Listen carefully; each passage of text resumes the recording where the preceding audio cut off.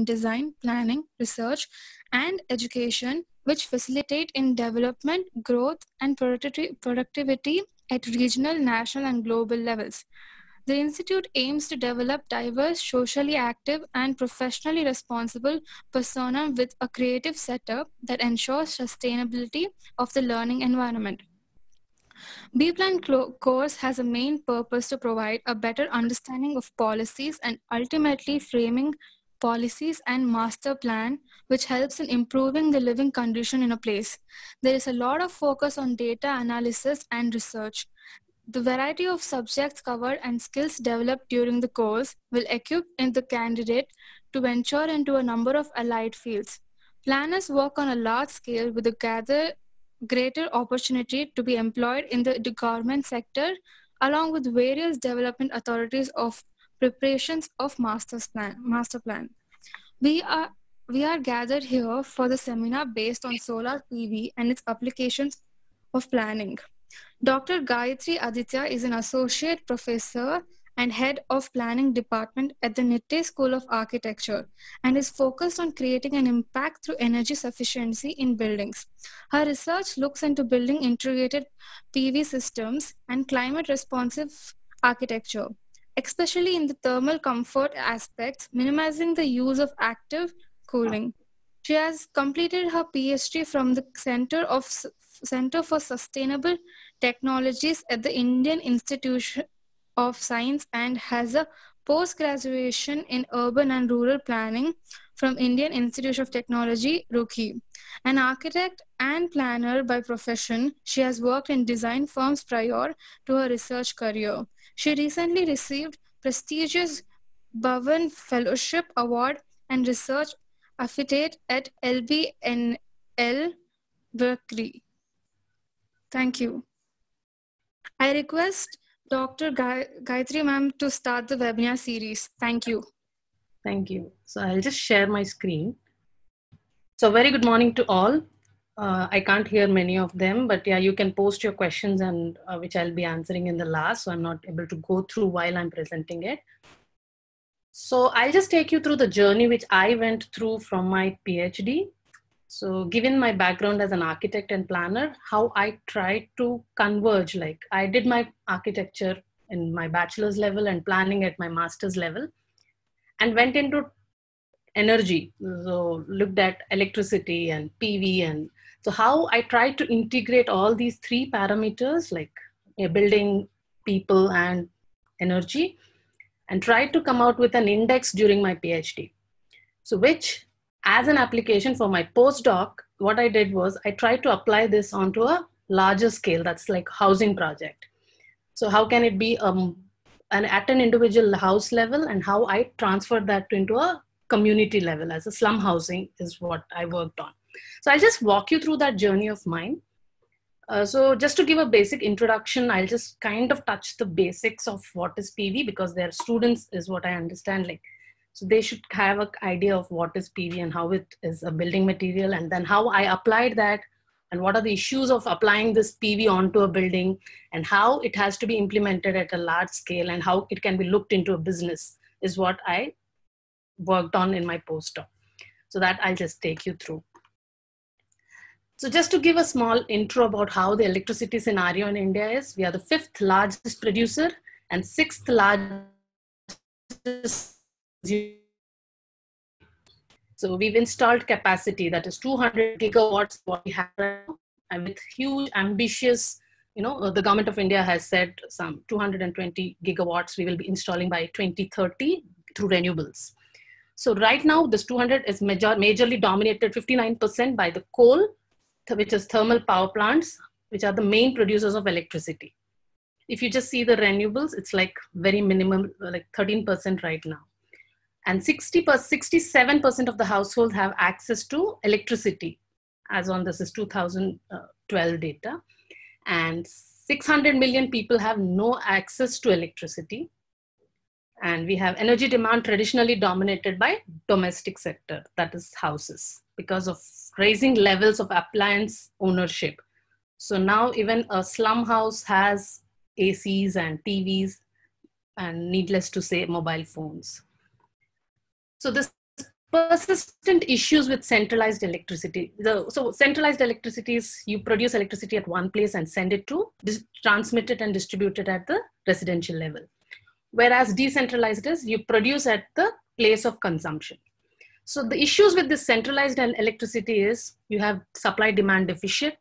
So you have inefficient transmission and distribution losses. So which in India right now it is 33%. So 33% of energy is lost during the distribution and transmission. And we have a lot of dependency on coal, though we have coal mines in India, but we depend on Australia. We import coal from Australia, which is 28% of the total primary energy consumption of the country. And we have impact on land use. So as in all this mining, waste disposal, how are we transporting it, all the carbon emissions which are happening because of this, which we call the embodied energy. So, and most importantly, we need a lot of land for this. With the growing demand for land, we have to think of various alternatives. A small glimpse of what is the Indian domestic sector looking like. 40% of the energy is expected to double by, which we are using now, is expected to double by 2040. And the domestic energy consumption has increased from 100 terawatt hour in 12 years in 2012. So 20 billion square meter of new floor area is expected by 2030. Right? So we have a lot of buildings to come up, and 67% of housing infrastructure for 2030 still needs to be constructed. This poses like a heavy demand for land and energy, both. So what is the need of the hour? So electricity solutions should be decentralized, which I said, like the place of consumption should be the place of generation too. And electricity solutions that can be integrated well with domestic sector, because that's the major consumption point. Electricity solutions that can reduce the impact on land as a resource, and the solution that has to be truly green. So just this map, many of you will be familiar with, right? So this is the solar map, which is like made by NREL, National Renewable Energy Laboratory of USA.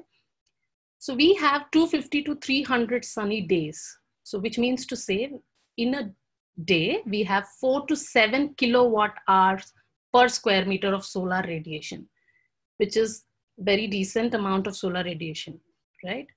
So solar PV is the solution, which is decentralized and modular in nature. So modular here, I mean, is like today I can have 2 panels, which can be increased later to 4, 10, depending on my affordability. So with an average, so this is a calculation made by a professor SP Sukatme from IIT Bombay. He says, if every household, okay, if every house with a rooftop of 3 kilowatt PV system, and only 20% of the houses, say 425 million houses, have 3 kilowatt PV on their rooftop, this would generate by 2070, 90 terawatt hour of electricity. And this is noiseless, like your wind turbines, mini wind turbines and all make noise, okay, as compared to other renewables. And it saves land as a resource. So we can have a solution where we can integrate into the building. So having said all this, like, so when you integrate this PV panel onto your building, it's called BIPV, it's building integrated photovoltaic. This as a solution for energy generation. So the estimate is like, I'm just giving you these numbers to get an idea, the feel of how, the prominence of this problem. So 1.7 billion India's stabilized population, 425 million housing required, and 1840 kilowatt hour per year is the per capita electricity need. Okay, the total electricity needed would be 3,128 terawatt hour per year. So if 30 square meters available per household, we can, with a 4 kilowatt peak PV producing a 5 megawatt hour per year. So this is a brilliant number, right? So when this is way beyond what we consume as electricity. So just where all we can integrate PV, when the PV becomes your building envelope interface and it regulates your indoor conditions in response to the external climate. So you can place this, if you can see this graph, so you can place it horizontally inclined vertical. So horizontally your roofs and shadings, walls and openings. And similarly, when I have PV applied, so we call BIPV is when it becomes the part, instead of a roof, it becomes placing on a concrete slab is called building applied photovoltaic, for terminology, like to understand it much better. Whereas the roof itself is PV panels, then it's called building integrated PV panels. So these are like, this is the left-hand side top one is IISc building. This is where my whole study went on. So there is no roof beneath this. So if you can see, these are examples of building integrated photovoltaics.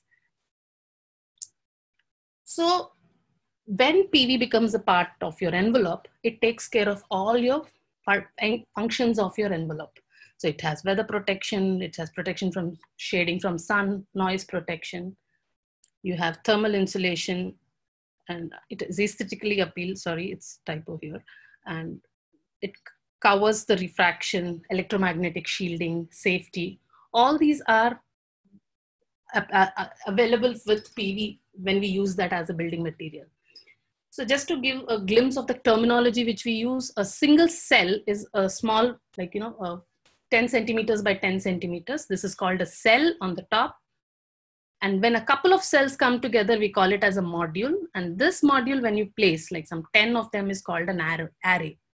So you need a lot of equipment to make this whole system running and produce the electricity, either pump it into the grid or use it for your household. So all this needs a lot of electronics and electrical equipment. So we call that as balance of systems. Okay. So if you just look at this picture, the energy, sun produces the energy which falls on these panels, and that you take it to a box. Just imagine a meter where it converts that DC electricity to AC, and that you can either store it in the battery, or you can distribute it, connect to the load what you're using, or you can distribute it to the grid. So you can have two systems. You can store the energy battery-based system or a grid interactive system. So all this appeals like, it's very rosy, it's so nice, but what is the problem then? Why are we not doing it? So the initial study which we have done, so which shows that most of the appliances which we use at home are,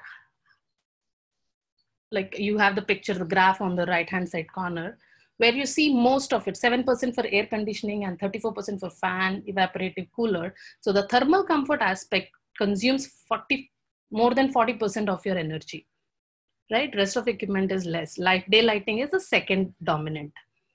So in my study, I concentrated on the thermal comfort aspect. Okay, so these are the various things you need to understand when I'm saying, when we use a new material for building, we need to understand the structural rigidity, thermal regulation, day lighting, acoustics, aesthetics. And now the trend is the electricity generation.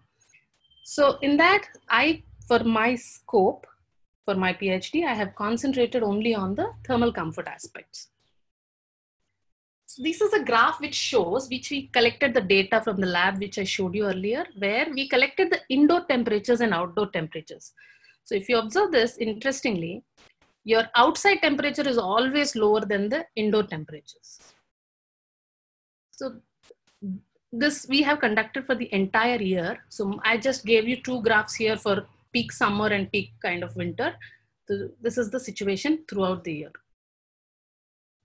So then we went into a little depth of understanding how it is influencing at the various levels. So this graph shows you where we have taken the temperatures from top of the ceiling to the bottom ground.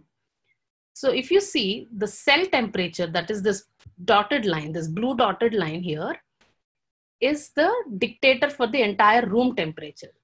And the solar radiation dictates the cell temperature. So as the panels get heated up during the daytime, your indoor temperatures start raising, and that too beyond thermal comfort temperatures. So it's always like, if you see, it's nearing 35-40 degrees centigrade. And the study happened in Bangalore. So then we conducted small experiments like, what is the correlation between the cell temperature and the indoor temperature. So what we did is we poured water on the panels. So if you see this bracket here from like say 12 to 1220, so this is when we were pouring water on the panels to cool the panels. So that is a huge dip in the temperatures vertically along the vertical gradient of the room. When we have collected this, this is the temperature drop.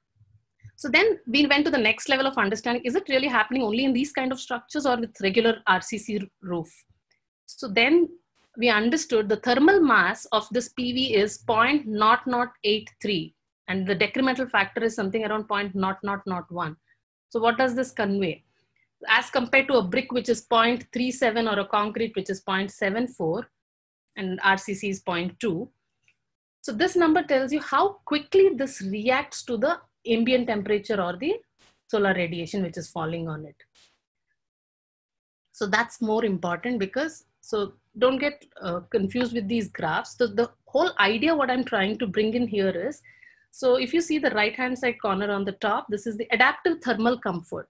So this we would have learned in our climatology where we say the dictator of your indoor comfort temperature is your outdoor temperature. The human body has the adaptability to your outdoor climate.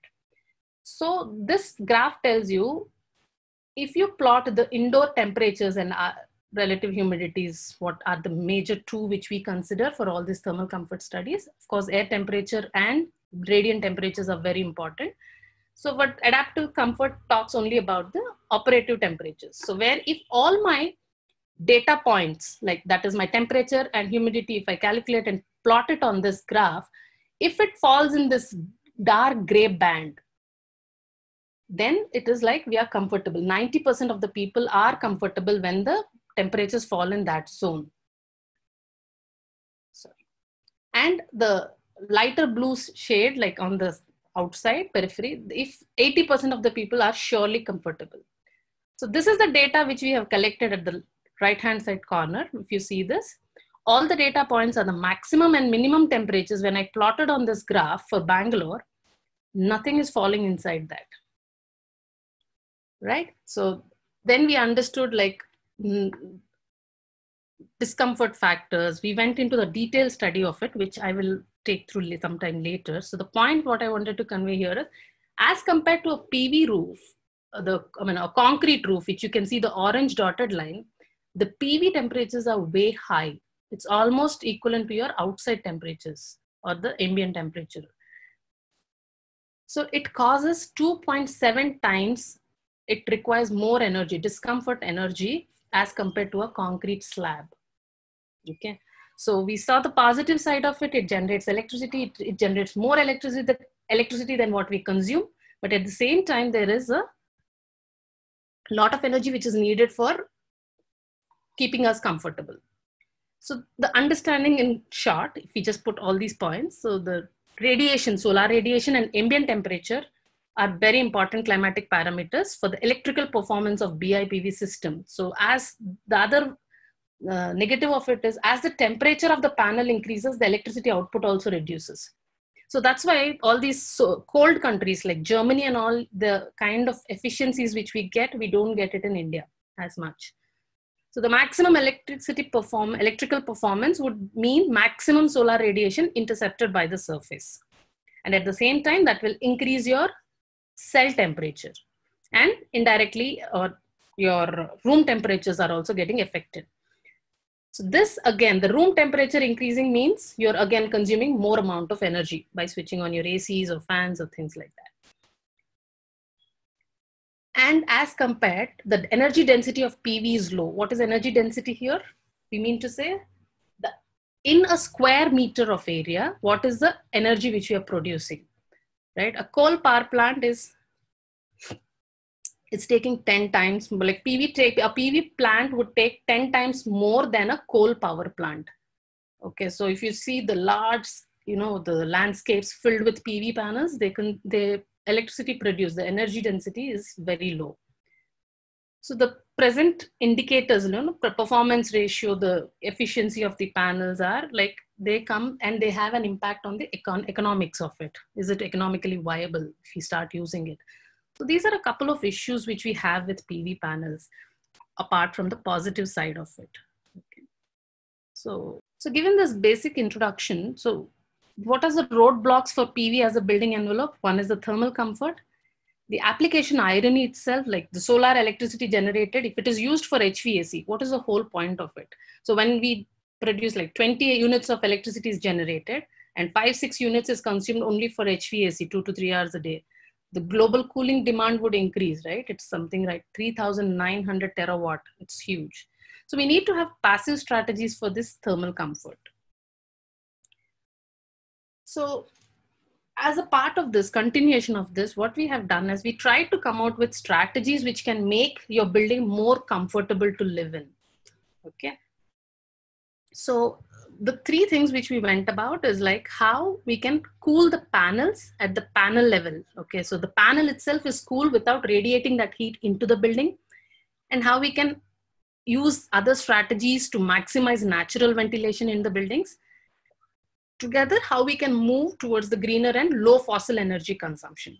So that should not, we can adopt these passive strategies to make us more comfortable rather than eliminating this solution totally.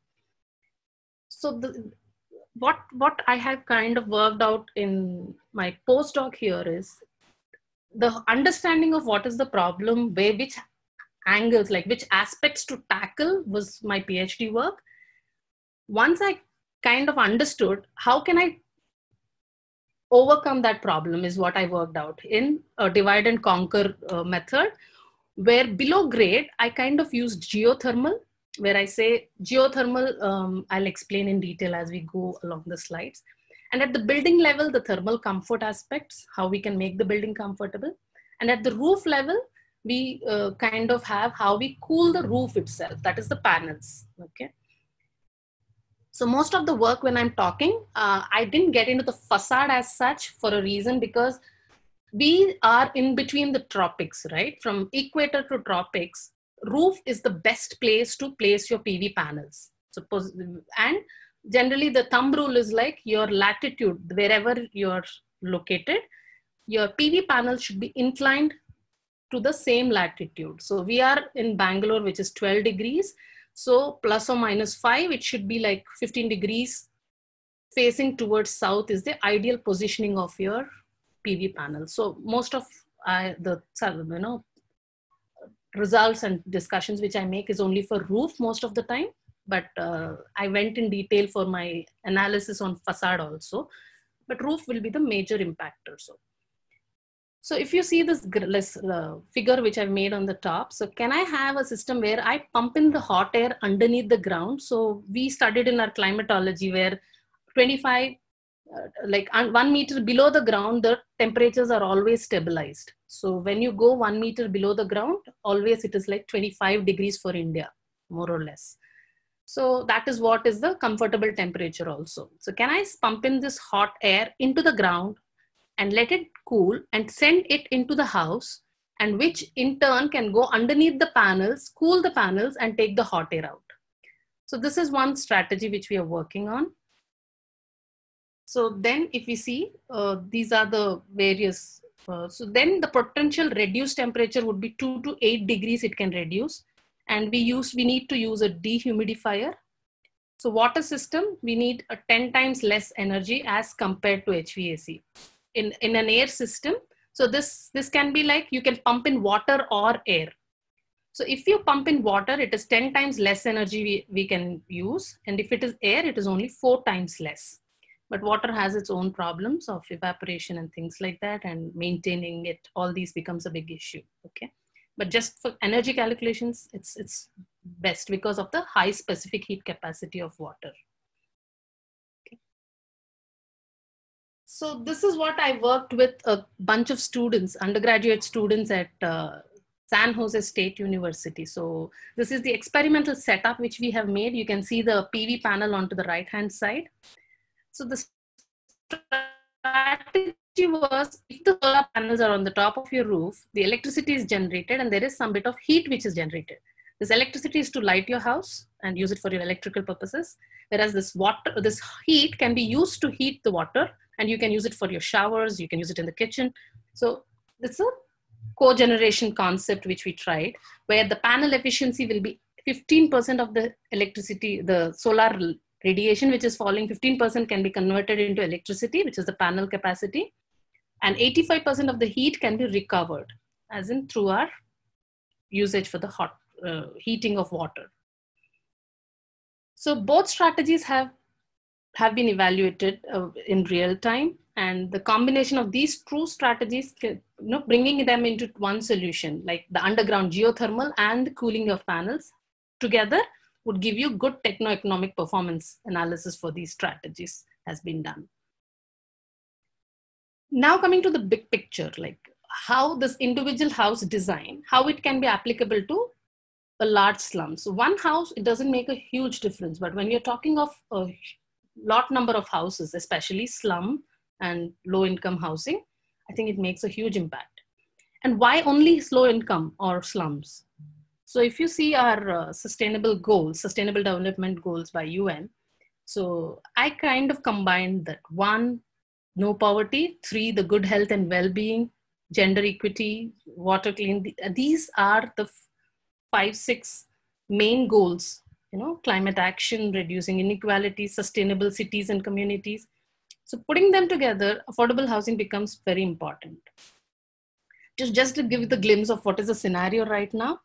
So we have 19 million shortage of housing units, and we have affordable housing definitions are different, right? So we in India, we have, for our set of definitions, we have, this is the shortage which is there right now. We have 10.6 million in the middle income bracket of less than 10,000, 7.5 million between 10,000 to 15,000, and 0.8 million from 15,000 to 25,000. And especially 96% demand is from EWS and LIGs. So 85 trillion is the market, total investment which is needed. So this gives you the seriousness of the problem. And coming to the slum statistics, so the compact area of at least 300 population, or about 60 to 70 households of poorly built congested tenements in unhygienic environment, usually with inadequate infrastructure and lacking in proper sanitary and drinking water facilities in the state or union territories, are categorized as identified slums. So just look at these numbers, 110,000, they're alarming. Number of slum blocks in India. And you have 105 million population resides in slums. 86,000 households in Dharavi and 1,300 households in Nochikuppam. One football field is 1.3 acres, is approximately the area of average slum. 50 to 100 square feet is approximately a household area. And you have 67% slums have residential complexes as vicinity because of their livelihood, which has to be. And 7% of contribution to the GDP is by slums, and 20 years is the average duration lived in slum housing. Now coming to the electricity statistics, this is interesting. If you see, you have 19% of the slums have electricity, and 90% have access to electricity. And you have 60%, 63.5% have mobile, 70% have TVs, personal computers 10%. So, and part of like some few of them have air conditioners, where I don't have the number as such. And typically 10 to 15 hours of daily electricity at max they have. Now what is the issue? There is reliability, high cost of getting the metered connection. So what they do is the biggest problem is theft, because paperwork needed is unavailable because they don't have proper documents. So an estimated annual loss, it's $10 billion. So there's some articles which I've put here where you can see how much is the government losing on these things. So can we as architects or planners give some solutions for this, how they can kind of come out of this?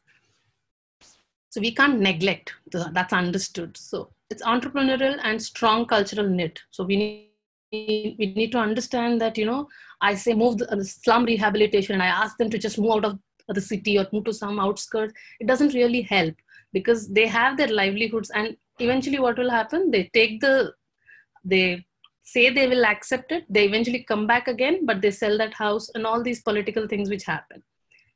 and raising electrical and electronic assets, even in the slums, and theft being the huge concern.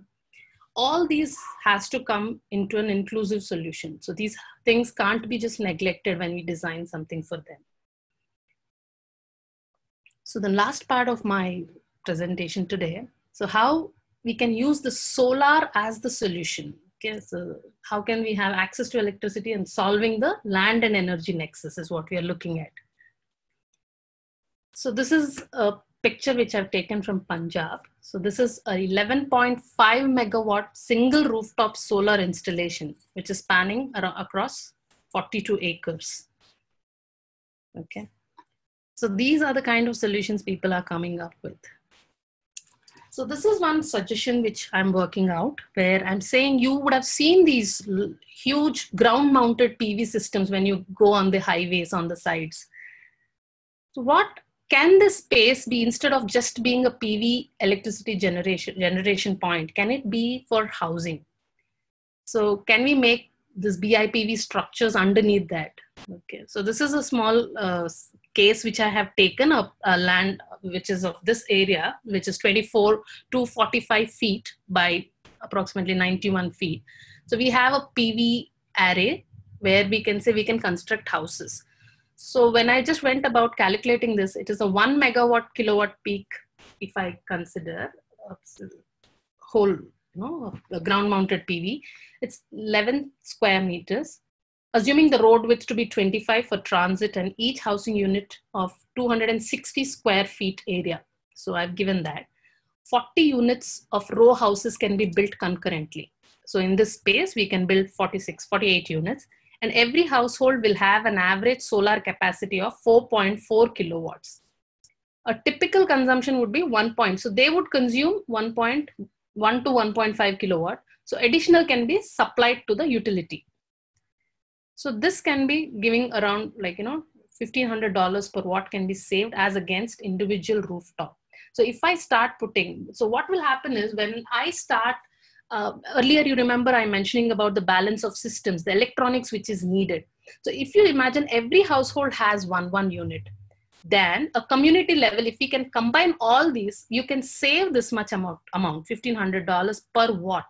So when I'm talking of a system which is like 10 kilowatt, 13 kilowatt, so you can understand the huge amount of savings which can be brought in. So this is like the solutions which we give for housing designs of PV panels, where we combine with geothermal and say that house as such, if you can eliminate the 40% of energy which is needed for thermal comfort alone, you can make this house a greenhouse, at the same time become, energy generator, and you can become net zero, whatever you call, and then you can be a surplus energy house.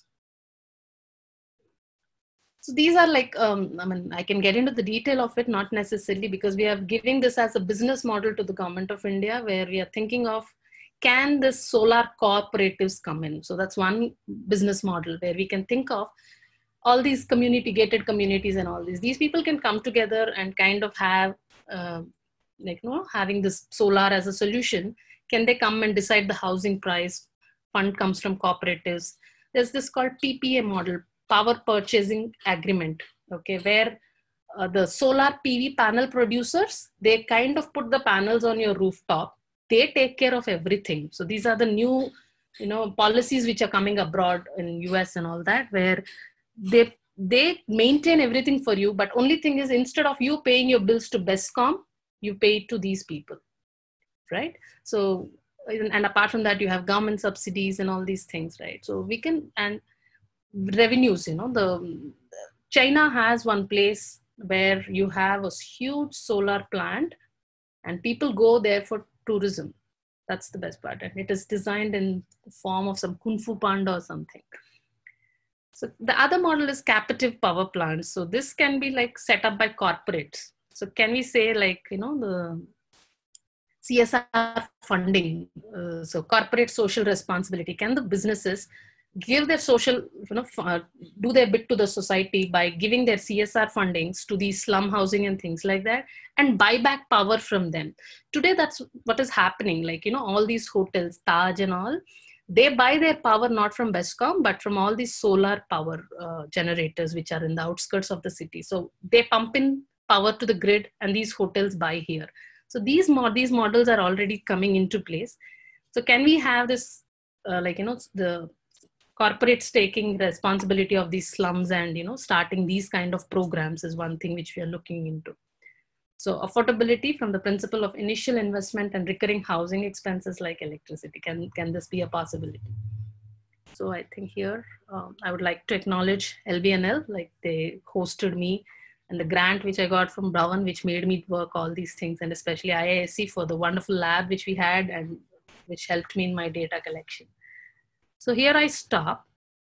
Request Manan to give vote of thanks.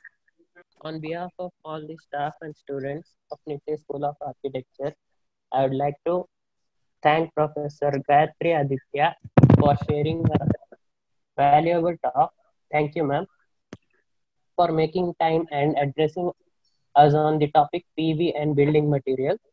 I would like to thank our director, Dr. Architect Chandran Rekha Jetty, for all her support. I would like to thank Rohini ma'am for her support in making this webinar a success. My heartfelt thanks to our faculty for all their encouragement and support. Last but not the least, I would like to thank my beloved fellow mates for all their assistance. Thank you. Have a nice day. Thank you all.